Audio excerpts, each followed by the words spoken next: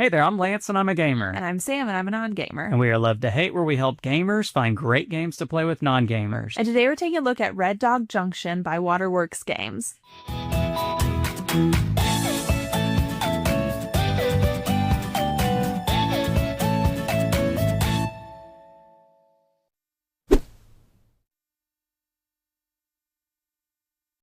Red Dog Junction is a space-themed sandbox game, and if you're not familiar with that term, that basically just means that there are many paths to victory in this particular one, as you are going to be maneuvering your spaceship around the different planets and the places you can go to take actions to ultimately get the points in this game. You're wanting to try to collect as many cubes, the gold cubes, before they run out, that's when the game is over, when they're all gone.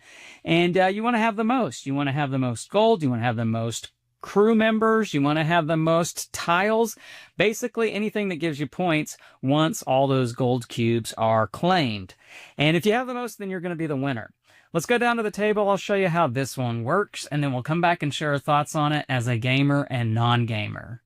All right, I have Red Dog Junction on the table. Let me show you all this space-themed sandbox game. Now, I do want to make sure you understand that everything you see here is prototype, so the final artwork components, maybe even some of the rules might change once it's released from crowdfunding.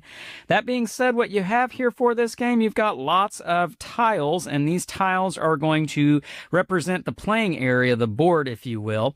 You'll have this main trading board that is going to house these dice, and these dice you're going to roll and place them on this board. And so this is going to be randomly set up. Now this gold die in the middle, this D4, is always going to start the game on number 1, and it's going to be placed here in the middle, but the other 6 dice are going to be randomly placed and have a random number at the top. Now you do have lots of cubes in the game, and my cubes are plastic, and some are solid, while others are more of a translucent base. These are the different resources in the game. As you can see, you have 5 here in the tray. This is scrap junk that is just kind of floating around in outer space. This area in between the tiles is considered outer space because, again, this is a space-themed game. Now, you do also have gold, and these are metal, and they have some weight to them, or at least my prototype copy does. I would imagine that these are probably pretty close to the final component, but anyhow, this is the main thing that you're trying to get in the game because these are victory points, and when these run out, that's going to indicate the game is over. So you want to try to get as many of these as you can. Now, in addition to all the things I've already stated, you are going to have lots of cards in the game. You are going to have some tiles, which I'll explain these tiles here on this tile in a little bit. You do have a home base tile that's going to be right in front of you, and then perhaps one of the coolest components in the game, you are going to have a spaceship, and this is just one of the spaceships in the game, and this is hard plastic, and I'm not 100% certain if this is a deluxe upgrade component or just what. Check out the campaign page to get all the details, but this is just one of the spaceships. There are 5 spaceships in the game, and so here is another example, getting that in focus for you all. And as you can see, that is different than the previous one. Here are the other 3 examples real quick. But anyway, really cool. Love that this was included as part of the game. These are awesome sculpts. They're all radically different from one another, as you can see.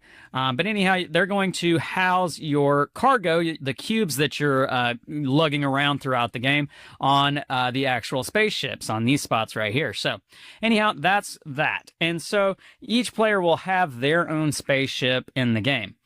Now, how this game is going to work, as I've said several times already, this is a sandbox game, and so what that means is that there's no one clear way to victory. It's up to the player to determine what's the best thing for them on their turn, and what will ultimately help them get as many of these gold cubes throughout the course of the game, and that might change throughout the course of the game. You might be inclined to do trading, or getting these tiles, or getting crew members. It'll be different as you play the game.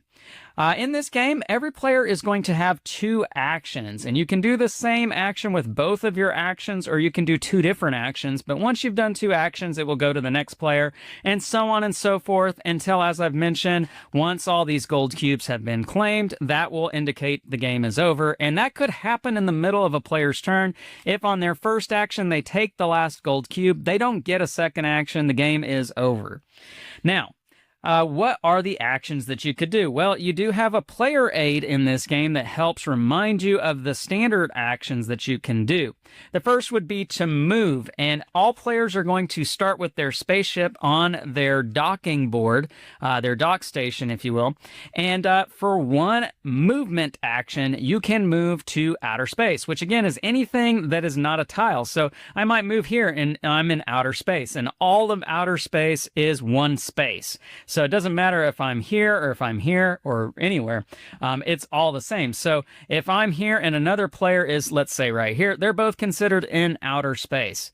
Doesn't necessarily have to be right next to each other, in other words.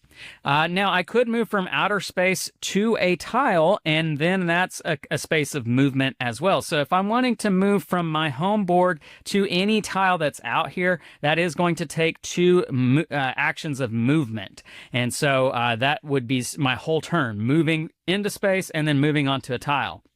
Now, once you're on a tile, you can use one of your actions to do what is on the tile.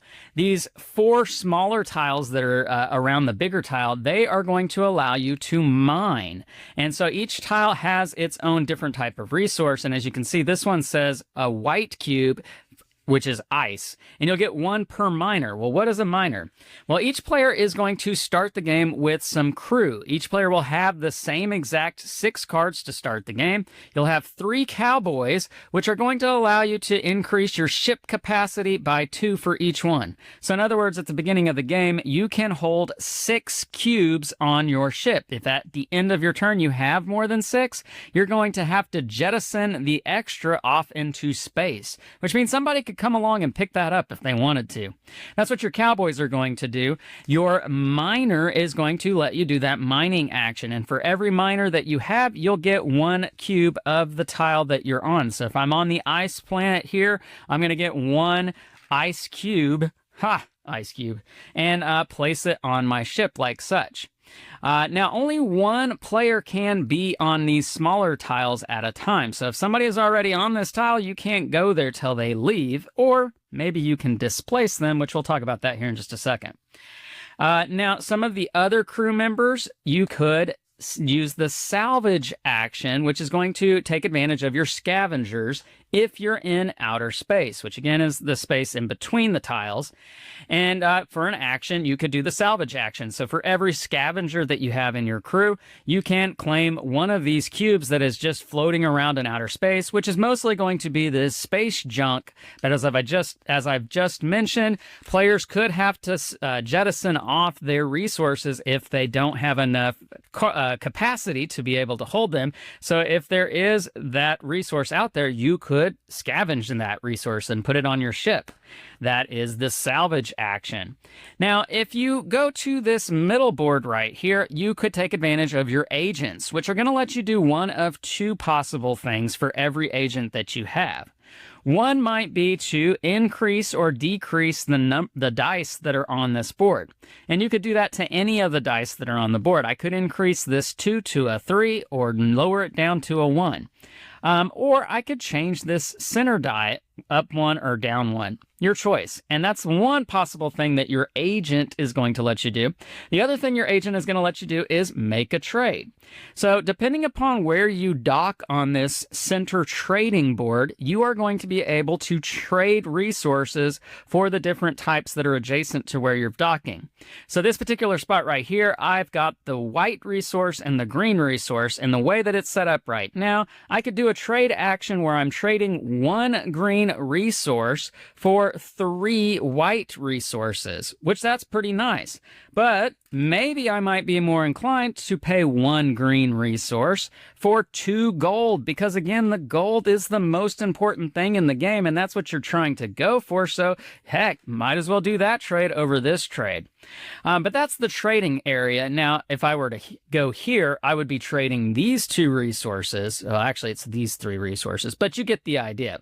And again, just like the smaller tiles, only one person can be on each of these docking stations. So if somebody's in that spot, you're going to have to wait for them to leave, or you might displace them. Now, another thing that you could do on your turn is you could visit Jose's Honest Haberdashery, or however you pronounce it. But anyway, that's this board way up here, Honest Jose's Haberdashery. And when you come to this board, again, it is only one person at a time, but you might be able to do one of these two options on your turn, paying 3 green, 3 white for 6 gold, plus you get to take this tile, which counts as a bonus point. That's what this star up in the top right means. And when you take that one, then it reveals a new one for the next player to try to claim. Or maybe you want the higher payout one, which pays 8, getting that in focus there, paying 2 yellow, 2 brown, and 2 black. Plus you get the extra bonus point there. So that's what you're doing here at this major tile. And so that's where the other resources come into play. Maybe you're trying to get those tiles to get extra gold, or maybe you're trying to get extra cards. Now there's going to be a small market of 6 cards always shown and available. I just didn't have enough space to show you that. But there's going to be 6 cards out here, and on your turn for an action, you could purchase a card that's out in the market.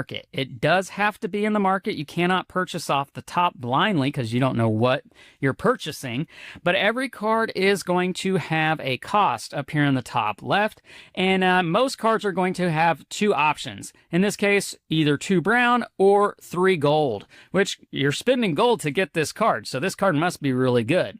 Now, some cards are going to give you extra crew members, the ones I've already shown you that you start the game with, or there are other crew members that allow you to do other actions, such as the Outlaw card, which is going to let you swap cargo on your spaceship for someone else's who's in space. So let's say that I've got some worthless space junk on my ship, while this person over here has some really good stuff. Maybe they've even got gold.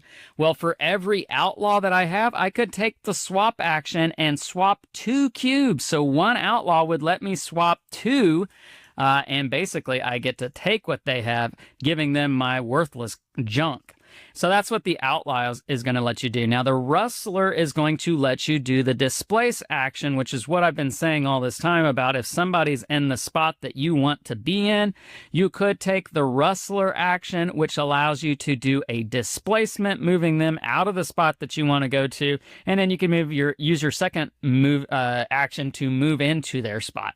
So that's what the Rustler is going to let you do. Now, the Rascal is going to let you basically make this person, this crew member, be any one of the other crew members that I've already told you about, and you get to claim that at the beginning of your turn. And so this person moves around. He could be an outlaw on one turn, or could be a cowboy on the next turn.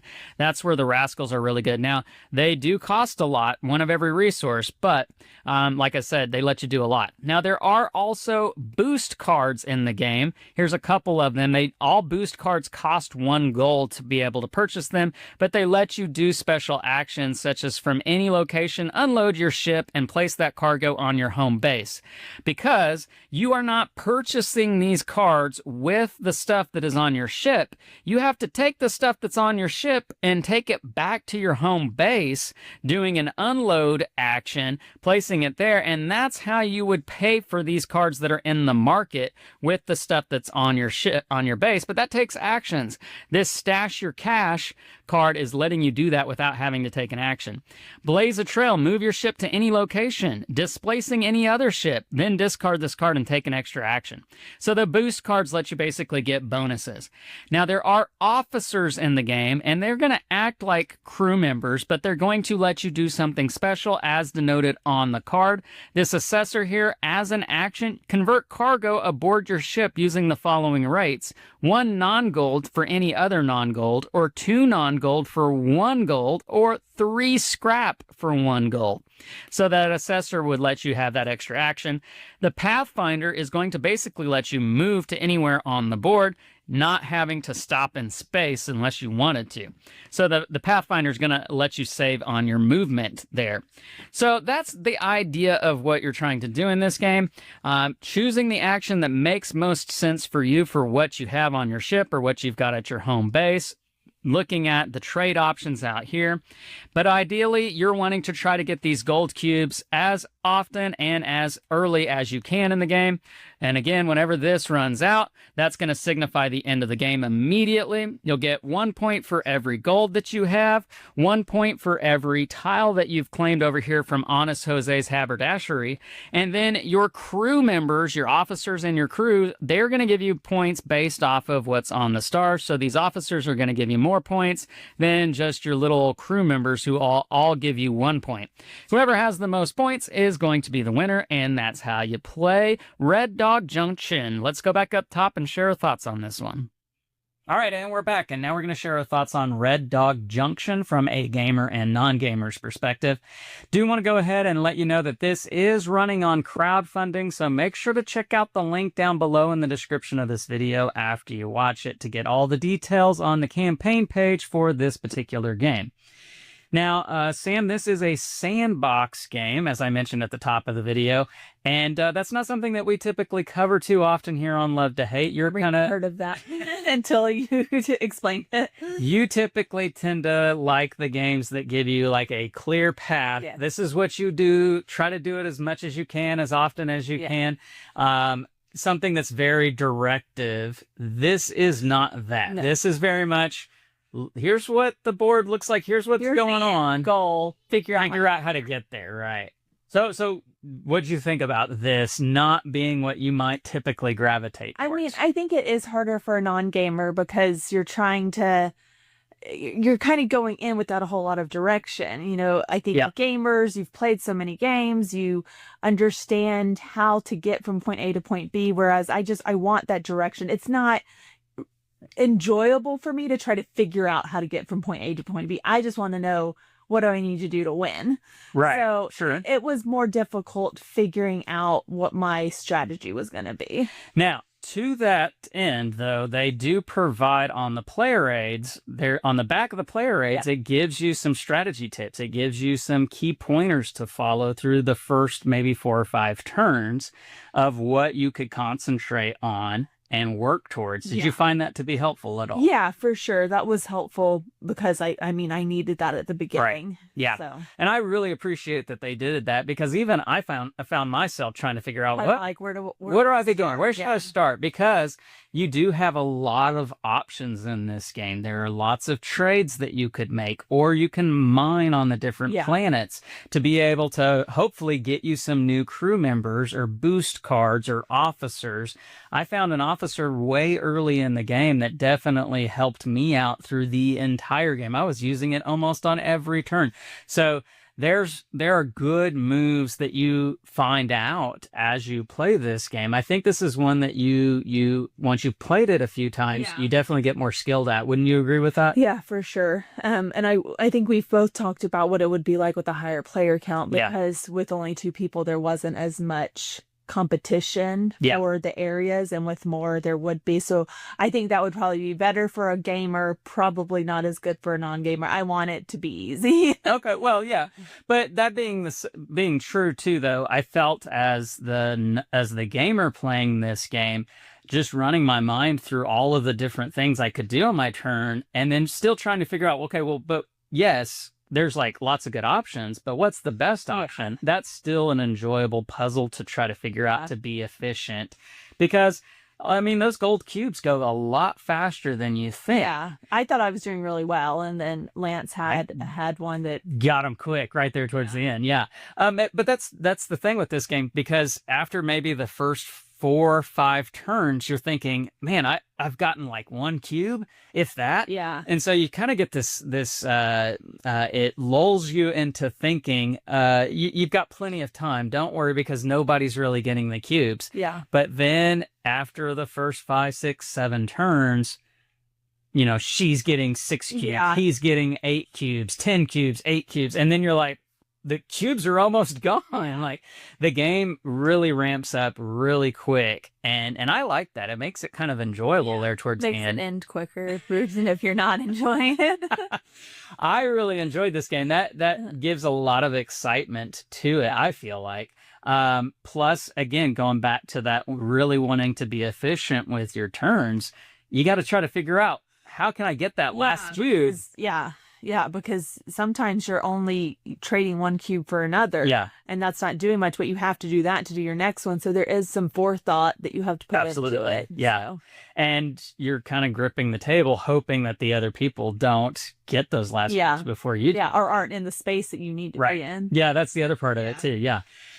Which builds into some of maybe those more advanced turns, maneuvers in the game, displacing people, outlawing and taking their cubes, that sort of thing. You can do that in this game. Does take a little bit more getting the right cards to be able to do it, but that's there for you to do if you can. So ultimately, one that you would recommend playing with non-gamers. I think so. I think it's going to depend on the non-gamer. You really need to make sure that they understand how to play it, maybe even doing kind of like a trial run first. Yeah. But I don't think it's strictly a gamer game. See, and that's the thing too about it as well. I don't think it's a very like a complex game. The rules for this game, I feel, are very straightforward in the sense that, you know, you've got these crew members. This one lets you do this. This one lets you do that. Here's where you do that on the different places. Try to figure out what's the best thing to do. That's the most complicated part of the game, is figuring out your strategy for it. But otherwise, I feel the rule set is fairly straightforward. So, but that strategy part of it is the fun part of the game too, I feel like. Yeah. So, the game is Red Dog Junction. It is a very interesting, maybe light medium weight sandbox game. It is from Waterworks Games, and it is coming to crowdfunding here in the very near future. So make sure to check out the link down below in the description of this video now that you've watched it, to check out that campaign page to get all the details. And while you're down there, make sure to leave us some comments. Make sure to like and subscribe and push that bell button so you get notifications of all our new content. I'm Lance. And Sam. And we are Love to Hate, where we bridge the gap between gamers and non-gamers. We'll catch you next time.